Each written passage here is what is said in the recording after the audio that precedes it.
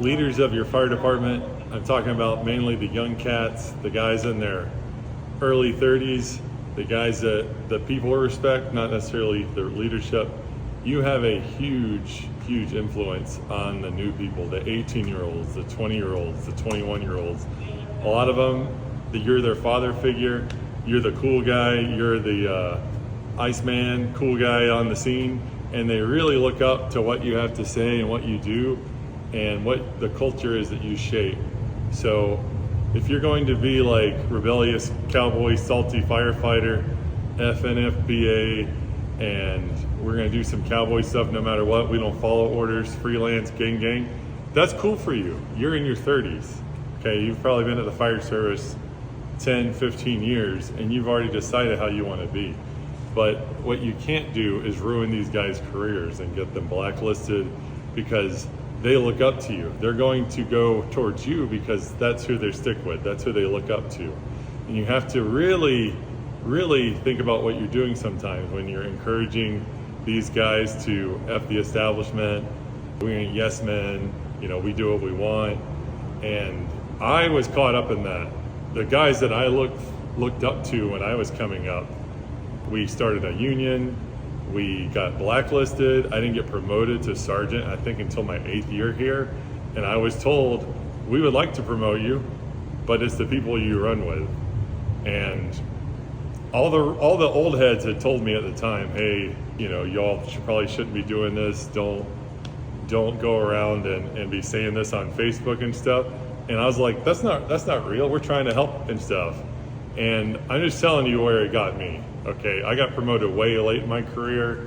Luckily, I was running the hazmat team as a firefighter on my shift. I was the most knowledgeable person. My lieutenant was out for like 6 months, and I had someone in charge of me that had no idea about hazmat.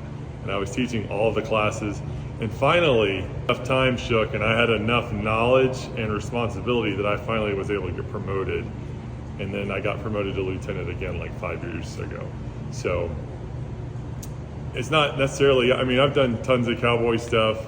I've done lots of things, but I just want you guys to think about the young minds that you influence. Because a lot of that is okay for you guys. You're establishing your career, but don't steer someone so far on one direction that they're just have a very extreme thought about firefighting. And ultimately, like our brother Captain Danny, you need to do what's right, but having a bad attitude towards the administration and some of the safety standards, not always great. And I know that we're trying to get away from safety standards and do more stuff that needs to get done on the fire scene. I think that's really great, but ultimately they're young and impressionable. So try to use your best judgment when you're kind of speaking in front of them and stuff like that. So just a little food for thought.